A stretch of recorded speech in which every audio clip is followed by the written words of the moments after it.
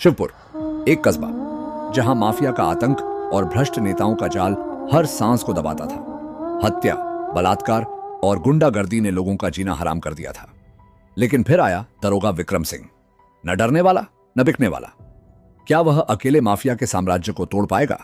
हर पल सस्पेंस, हर सीन रोमांच और हर मोड़ पर एक नया ट्विस्ट। दरोगा का पावर और न्याय का देवता, एक ऐसी कहानी जो आपके दिल को छू लेगी और आपको अंत तक बांधे रखेगी। देखिए और जानिए कि न्याय का असली चेहरा कैसा होता है। दरोगा का पावर और न्याय का देवता, भाग 8, शिवपुर का अंबों का अंधेरा और विक्रम का आगमन। शिवपुर उत्तर भारत का एक छोटा सा कस्बा कभी अपनी सादगी और शांति के लिए मशहूर था। यहां की गलियों में बच्चे बेफिक्र खेला करते थे और बूढ़े चौपाल पर कहानियां सुनाते थे। लेकिन अब यह कस्बा अपराध और भय का गढ़ बन चुका था। तंग गलियां माफिया के गुंडों के कदमों से गूंजती थीं। सड़कों पर खुलेआम गुंडागर्दी होती थी। अवैध शराब के ठेके रात दिन चलते थे। व्यापारियों से जबरन हफ्ता वसूला जाता था और गरीब किसानों की जमीनें छीन ली जाती थीं।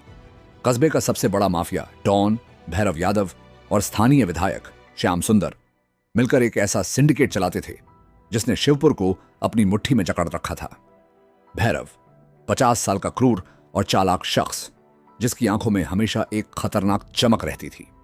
उसकी आलीशान हवेली, बाहर से शाही लेकिन अंदर से अपराध की योजनाओं का केंद्र, जहां हथियार और अवैध शराब के डिब्बे बिखरे रहते थे। श्याम सुंदर एक मधुरभाषी लेकिन भ्रष्ट राजनेता, अपने राजनीतिक प्रभाव से भैरव के हर गुनाह को ढकता था। हत्या, बलात्कार, घुसखोरी और अवैध कब्जे जैसे अपराध कस्बे की हवा में घुल चुके थे। थाना जो कभी न्याय का प्रतीक था, अब भ्रष्टाचार का अड्डा बन चुका था। पुराने पुलिस वाले या तो भैरव के डर से चुप रहते थे या श्याम सुंदर के पैसे के लालच में बिक चुके थे। औरतें रात को घर से निकलने से डरती थीं। व्यापारी हफ्ता देने को मजबूर थे। गरीब किसानों की शिकायतें थाने की फाइलों में दफन हो जाती थीं। शिवपुर में न्याय एक भूला बिसरा सपना बन चुका था। लेकिन हर अंधेरे के बाद और शिवपुर के लिए यह उजाला लाया एक नया सब इंस्पेक्टर, दरोगा विक्रम सिंह। विक्रम सिंह 32 साल का तेज तर्रार और ईमानदार पुलिस अधिकारी। उसका चेहरा सख्त था लेकिन आंखें दयालु। उसका बचपन एक छोटे से गांव में बीता, जहां उसके पिता एक स्कूल शिक्षक ने उसे ईमानदारी और कर्तव्य निष्ठा का पाठ पढ़ाया। लेकिन विक्रम का एक दुखद अतीत था। उसकी बड़ी बहन माया की हत्या एक स्थानीय गुंडे ने कर दी थी। पुलिस ने कोई कार्रवाई नहीं की थी और माया का परिवार इंसाफ के लिए तरसता रहा। तभी से विक्रम ने ठान लिया था कि वह पुलिस में जाकर अन्याय के खिलाफ लड़ेगा। विक्रम की पिछली पोस्टिंग में उसने एक तस्करी रैकेट का भंडाफोड़ किया था, जिसके चलते उसे शिवपुर भेजा गया, एक ऐसी जगह जहां कोई ईमानदार अफसर टिक नहीं पाता था। शिवपुर थाने में उसका स्वागत ठंडा था। थाने का माहौल ढीला ढाला था। कांस्टेबल या तो सो रहे थे या भैरव के गुंडों से हफ्ता वसूलने में व्यस्त थे। हेड कांस्टेबल रामलाल, एक अधेड़ उम्र का आलसी और भ्रष्ट पुलिस वाला, विक्रम को देखकर मुस्कुराया। साहब, यहां ज्यादा जोश दिखाने की जरूरत नहीं। भैरव बाबू और श्याम सुंदर जी सब संभाल लेते हैं। आप चाय पियो, आराम करो। विक्रम ने रामलाल की बात को अनसुना किया और थाने के रजिस्टर की जांच शुरू की। उसने देखा कि पिछले 6 महीनों में दर्जनों मामले बिना कार्रवाई के बंद कर दिए गए थे। हत्या के केस में अज्ञात हमलावर लिखकर फाइलें दफन थीं। बलात्कार के मामलों में पीड़िताओं ने दबाव में अपनी शिकायतें वापस ले ली थीं। विक्रम का खून खौल उठा। उसने मन ही मन ठान लिया कि वह शिवपुर को अपराध के इस दलदल से निकालेगा। उसने अपनी छोटी सी टीम को बुलाया। कांस्टेबल सुनील, एक युवा और जोशीला पुलिस वाला, और रेखा, एक साहसी महिला कांस्टेबल जो थाने के भ्रष्ट माहौल से तंग थी। विक्रम ने उन्हें कहा, हम यहां बदलाव लाने आए हैं, डरने की जरूरत नहीं, कानून हमारा हथियार है। रामलाल ने पीछे से तंज कसा, साहब, भैरव बाबू को नहीं जानते आप, यहां उनका सिक्का चलता है। विक्रम ने पलटकर जवाब दिया, अब कानून का सिक्का चलेगा। रामू की हत्या और पहला सामना। विक्रम की पोस्टिंग के दूसरे दिन शिवपुर के मुख्य बाजार में हंगामा मच गया। एक गरीब किसान रामू को बीच सड़क पर गोली मार दी गई थी। रामू एक साहसी इंसान था जो भैरव के अवैध कब्जे के खिलाफ आवाज उठाता था। उसकी छोटी सी जमीन पर भैरव की नजर थी और रामू ने उसका विरोध किया था। उसकी हत्या ने कस्बे में दहशत फैला दी। लोग डर के मारे चुप थे, कोई गवाही देने को तैयार नहीं था। विक्रम तुरंत क्राइम सीन पर पहुंचा। बाजार की सड़क पर खून के धब्बे थे, भीड़ जमा थी, लेकिन लोग फुसफुसा रहे थे। एक बूढ़ा आदमी जिसके हाथ कांप रहे थे धीरे से बोला, साहब, यह भैरव बाबू का काम है, कुछ मत करो, मर जाओगे। विक्रम ने उसकी आंखों में देखकर कहा, मरने से डरता तो यह वर्दी न पहनता। उसने अपनी टीम को काम पर लगाया। सुनील और रेखा को गवाह तलाशने का आदेश दिया। विक्रम ने खुद क्राइम सीन की जांच शुरू की। सड़क के किनारे एक छोटी सी दुकान थी जिसके बाहर एक पुराना सीसीटीवी कैमरा लगा था। विक्रम ने दुकानदार से फुटेज मांगी। दुकानदार डर रहा था, लेकिन विक्रम के भरोसे ने उसे हिम्मत दी। फुटेज में साफ दिख रहा था कि रामू पर गोली भैरव के कुख्यात गुंडे बबलू ने चलाई थी। बबलू एक लंबा चौड़ा आदमी जिसके चेहरे पर दाग थे, भैरव का दायां हाथ था। उसकी क्रूरता की कहानियां कस्बे में मशहूर थीं। विक्रम ने तुरंत बबलू को गिरफ्तार करने का आदेश दिया। रामलाल ने उसे रोका। साहब, बबलू को छूने की हिम्मत कोई नहीं करता। भैरव बाबू नाराज होंगे। आप नई मुसीबत मोल ले रहे हो। विक्रम ने उसकी आंखों में देखकर कहा, अगर कानून डरने लगे तो जनता का क्या होगा? बबलू को गिरफ्तार करो। उसी रात विक्रम ने अपनी छोटी सी टीम के साथ बबलू के ठिकाने पर छापा मारा। बबलू एक पुराने गोदाम में अपने गुंडों के साथ शराब पी रहा था। चारों तरफ धुआं और शराब की बोतलें बिखरी थीं। पुलिस को देखकर बबलू हंसा। नया दरोगा, तुझे नहीं पता यहां का नियम। भैरव बाबू को फोन करूं? विक्रम ने बिना एक शब्द बोले उसे हथकड़ी लगाई। बबलू के गुंडों ने विरोध किया, लेकिन सुनील और रेखा ने उन्हें काबू कर लिया। बबलू को थाने लाया गया। उसकी आंखों में घबराहट थी। अगले दिन विक्रम ने बबलू के खिलाफ कोर्ट में चार्जशीट दाखिल की। सीसीटीवी फुटेज, गवाहों के बयान और गोली के खोखे सबूत के तौर पर पेश किए। यह शिवपुर में पहली बार था कि भैरव का कोई आदमी जेल गया। कस्बे में हलचल मच गई। लोग गलियों में, चाय की दुकानों पर और घरों में फुसफुसाने लगे, यह नया दरोगा कुछ अलग है, शायद शिवपुर बदल जाए। लेकिन विक्रम को पता था कि यह शुरुआत मात्र थी। भैरव और श्याम सुंदर चुप नहीं बैठेंगे। भैरव का गुस्सा और श्याम सुंदर का लालच। भैरव यादव अपनी हवेली में गुस्से से आग बबूला था। उसकी हवेली बाहर से आलीशान, लेकिन अंदर से एक अपराधी अड्डा, जहां हथियारों के ढेर और अवैध शराब के डिब्बे बिखरे पड़े थे। दीवारों पर शिकार की ट्रॉफियां और भैरव की पुरानी तस्वीरें थीं जो उसके क्रूर अतीत की गवाही देती थीं। बबलू की गिरफ्तारी ने उसके सिंडिकेट को गहरा झटका दिया था। भैरव ने अपनी मेज पर मुक्का मारा और चिल्लाया, यह नया दरोगा उछल रहा है, इसे सबक सिखाना होगा। उसने तुरंत श्याम सुंदर को फोन किया। श्याम, तुम्हारा क्या खेल है? यह दरोगा हमारे धंधे को चौपट कर देगा, इसे रोक। श्याम सुंदर अपने ऑफिस में बैठा एक चालाक मुस्कान के साथ बोला, चिंता मत करो भैरव, हर आदमी की कीमत होती है, मैं इसे लाइन पर लाऊंगा। श्याम सुंदर का ऑफिस बाहर से सादा लेकिन अंदर से शाही। दीवारों पर नेताओं की तस्वीरें और मेज पर शराब की बोतलें। उसने विक्रम को अपने ऑफिस बुलाया। जब विक्रम वहां पहुंचा, श्याम सुंदर ने मधुर स्वर में कहा, दरोगा जी, शिवपुर में रहना है तो भैरव बाबू के साथ दोस्ती कर लो। ये लो 5 लाख और प्रमोशन भी पक्का। विक्रम ने शराब का गिलास ठुकराया और साफ जवाब दिया, मेरी कीमत मेरी ईमानदारी है और वो बिकाऊ नहीं। श्याम सुंदर का चेहरा लाल हो गया। उसने धमकी दी, तुम नहीं सुधरोगे तो शिवपुर तुम्हें कुचल देगा।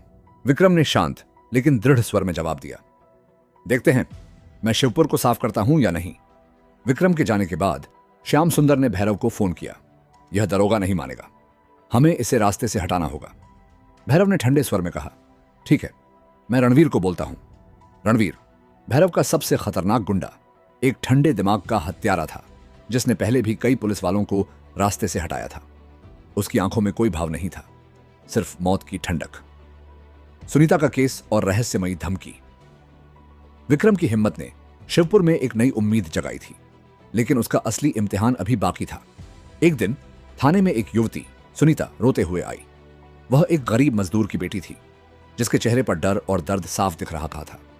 उसने बताया कि भैरव के एक गुंडे कल्लू ने उसके साथ बलात्कार किया। सुनीता की हालत देखकर विक्रम का दिल पसीज गया। उसे अपनी बहन माया की याद आई, जिसका इंसाफ उसे कभी नहीं मिला।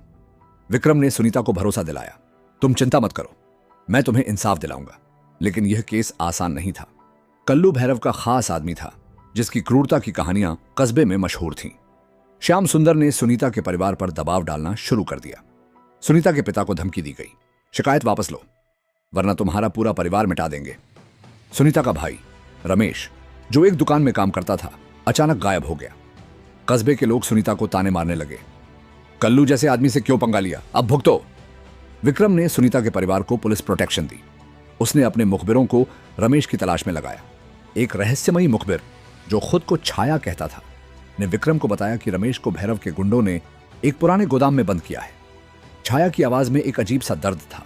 जैसे वह भैरव से कोई पुराना हिसाब चुकता करना चाहता हो। विक्रम ने रात में अपनी टीम के साथ गोदाम पर छापा मारा। अंधेरे में गुंडे हथियारों के साथ पहरा दे रहे थे। एक छोटी सी गोलीबारी के बाद विक्रम ने रमेश को छुड़ाया। रमेश ने बताया कि कल्लू ने उसे धमकाया था कि अगर सुनीता शिकायत वापस नहीं लेगी तो उसे मार देंगे। उसी रात विक्रम के क्वार्टर में इबार के एक चिट्ठी मिली। उसमें लिखा था, दरोगा, ज्यादा उछल मत वरना माया की तरह खत्म हो जाओगे। माया का जिक्र देख विक्रम चौंक गया। उसकी बहन की हत्या के बारे में केवल उसके करीबी जानते थे। उसे शक हुआ कि थाने में कोई गद्दार है। उसने अपनी टीम पर नजर रखनी शुरू की, खासकर रामलाल पर, जो हमेशा संदिग्ध व्यवहार करता था। विक्रम ने छाया से संपर्क किया। छाया ने कहा, सावधान रहो दरोगा, भैरव की नजर तुम पर है। सबूतों की जंग और कोर्ट में जीता विक्रम ने सुनीता के केस को मजबूत करने के लिए सबूत जुटाने शुरू किए। उसने सुनीता का मेडिकल टेस्ट करवाया, जिसने अपराध की पुष्टि की। उसने गवाहों को सुरक्षा दी, जो डर के मारे चुप थे। एक चाय वाला, जो घटना के समय पास था, ने हिम्मत दिखाई और गवाही देने को तैयार हुआ। विक्रम ने कल्लू के ठिकाने पर छापा मारा और वहां से मिले कपड़े, हथियार और अन्य सबूत कोर्ट में पेश किए। विक्रम ने हर कदम कानूनी तरीके से उठाया। उसने सुनील और रेखा को गवाहों की सुरक्षा का जिम्मा सौंपा। कस्बे में लोग सुनीता के हौसले और विक्रम की हिम्मत की बात करने लगे। कुछ औरतें, जो पहले चुप थीं, अब थाने आने की हिम्मत जुटाने लगीं। कोर्ट में सुनवाई शुरू हुई। श्याम सुंदर ने अपने वकीलों की फौज उतार दी, जो सुनीता को बदनाम करने की कोशिश करने लगे। लेकिन विक्रम के पुख्ता सबूत, मेडिकल रिपोर्ट, गवाहों के बयान और फॉरेंसिक साक्ष्य ने सारी दलीलें ध्वस्त कर दी। जज ने कल्लू को 7 साल की सजा सुनाई। सुनीता कोर्ट के बाहर रो पड़ी। उसने विक्रम के पैर छूकर कहा, साहब, आपने मुझे नया जीवन दिया। यह शिवपुर में पहली बार था कि बलात्कार के मामले में सजा हुई। कस्बे की औरतें अब थाने आने की हिम्मत जुटाने लगीं। लोग विक्रम को न्याय का देवता कहने लगे। औरतें उसे राखी बांधने लगीं, बच्चे उसकी कहानियां सुनने लगे। लेकिन भैरव और श्याम सुंदर का गुस्सा अब चरम पर था। विक्रम को पता था कि वे चुप नहीं बैठेंगे। साजिश, स्टिंग ऑपरेशन और गद्दार का खुलासा। सुनीता के केस ने विक्रम को जनता का मसीहा बना दिया, लेकिन भैरव और श्याम सुंदर ने उसे रास्ते से हटाने की ठान ली। उन्होंने एक खतरनाक योजना बनाई, एक झूठा एनकाउंटर, जिसमें विक्रम को आतंकवादी बताकर मार दिया जाए। भैरव ने अपने सबसे खतरनाक गुंडे रणवीर को यह जिम्मा सौंपा। विक्रम को अपने मुखबिर छाया से साजिश की खबर मिली। छाया ने खुलासा किया कि वह कोई और नहीं बल्कि गोपाल है, भैरव का पुराना गुंडा, जिसे भैरव ने धोखा दिया था। गोपाल का भाई भैरव के गुंडों के हाथों मारा गया था और अब वह बदला लेना चाहता था। विक्रम ने गोपाल के साथ मिलकर एक स्टिंग ऑपरेशन की योजना बनाई। गोपाल को एक हिडन माइक और कैमरा दिया गया। उसने भैरव और श्याम सुंदर की गुप्त मुलाकात को रिकॉर्ड किया, जिसमें वे एनकाउंटर की पूरी योजना बना रहे थे। श्याम सुंदर कह रहा था, इस दरोगा को खत्म करो वरना हमारा धंधा बर्बाद हो जाएगा। विक्रम ने इस रिकॉर्डिंग को सबूत के तौर पर सुरक्षित रखा, लेकिन उसे अब भी थाने के गद्दार का पता लगाना था। उसने एक जाल बिछाया। उसने रामलाल को झूठी जानकारी दी कि वह भैरव की हवेली पर छापा मारने वाला है। उसी रात भैरव के गुंडों को इसकी खबर मिल गई। विक्रम को यकीन हो गया कि रामलाल ही गद्दार है। विक्रम ने रामलाल को पकड़ा और पूछताछ की। रामलाल ने कबूल किया कि वह श्याम सुंदर से पैसे लेता था। विक्रम ने उसे सस्पेंड कर दिया और उसकी जगह रेखा को हेड कांस्टेबल बनाया। विक्रम ने भैरव के अवैध धंधों, शराब तस्करी, अवैध कब्जा, हथियार और ड्रग्स के सबूत जुटाए। गोपाल की मदद से उसने भैरव की हवेली में छिपे हथियारों और ड्रग्स का पता लगाया। उसने अपनी पूरी फाइल राज्य के डीजीपी को भेजी। डीजीपी ने विक्रम की हिम्मत की तारीफ की और एक स्पेशल टास्क फोर्स बनाई। अंतिम युद्ध और न्याय की जीत। एक रात विक्रम और स्पेशल टास्क फोर्स ने भैरव की हवेली पर छापा मारा। हवेली एक किले की तरह थी, जहां भैरव के गुंडे हथियारों के साथ तैयार थे। अंधेरे में गोलीबारी शुरू हुई। विक्रम ने एक गुंडे को काबू किया और भैरव के कमरे में घुसा। भैरव, जो अब तक अजेय माना जाता था, अब डर से कांप रहा था। उसने विक्रम को लालच देने की कोशिश की। दरोगा, 10 करोड़ ले लो, मुझे छोड़ दो। विक्रम ने जवाब दिया, तुम्हारी सजा कोर्ट तय करेगा। भैरव को हथकड़ियां लगाई गईं। उसी रात श्याम सुंदर को उसके ऑफिस से पकड़ा गया। वह चिल्लाया, तुम्हें पछतावा होगा दरोगा। विक्रम ने शांत स्वर में कहा, पछतावा तुम्हें होगा जब कोर्ट में सजा सुनाई जाएगी। कोर्ट में सुनवाई के दौरान विक्रम के सबूत इतने पुख्ता थे कि बचाव की कोई गुंजाइश नहीं थी। रिकॉर्डिंग, गवाह, हथियार और ड्रग्स ने भैरव और श्याम सुंदर को उम्र कैद की सजा दिलाई। उनके सिंडिकेट का पूरी तरह सफाया हो गया। शिवपुर की जनता ने इस जीत को उत्सव की तरह मनाया। सड़कें फिर से सुरक्षित हो गईं। औरतें बिना डर के रात में निकलने लगीं। व्यापारियों ने हफ्ता देना बंद कर दिया। गरीब किसानों को उनकी जमीनें वापस मिली। विक्रम सिंह, जो एक साधारण दरोगा के रूप में शिवपुर आया था, अब कस्बे का मसीहा बन चुका था। लोग उसे दरोगा का पावर और न्याय का देवता कहकर पुकारते थे। औरतें उसे राखी बांधने लगीं। बच्चे उसकी कहानियां सुनने लगे। एक बूढ़ी औरत ने कहा, बेटा, तुमने शिवपुर को नया जीवन दिया। विक्रम ने जवाब दिया, यह जीत मेरी नहीं, आप सबकी है। उसने शिवपुर को सिखाया कि अगर इरादे मजबूत हों तो एक अकेला इंसान भी अन्याय के पहाड़ को हिला सकता है। शिवपुर अब एक शांत और खुशहाल कस्बा था, जहां न्याय का बोलबाला था। अंतिम सवाल कमेंट के लिए, आपके हिसाब से क्या आज के समय में विक्रम सिंह जैसे दरोगा की जरूरत है? क्या आपने अपने आसपास कोई ऐसी कहानी सुनी है जहां एक अकेले इंसान ने अन्याय के खिलाफ जंग लड़ी? अपनी राय और कहानियां कमेंट में शेयर करें। अगर आपको यह कहानी पसंद आई तो लाइक, शेयर और सब्सक्राइब जरूर करें।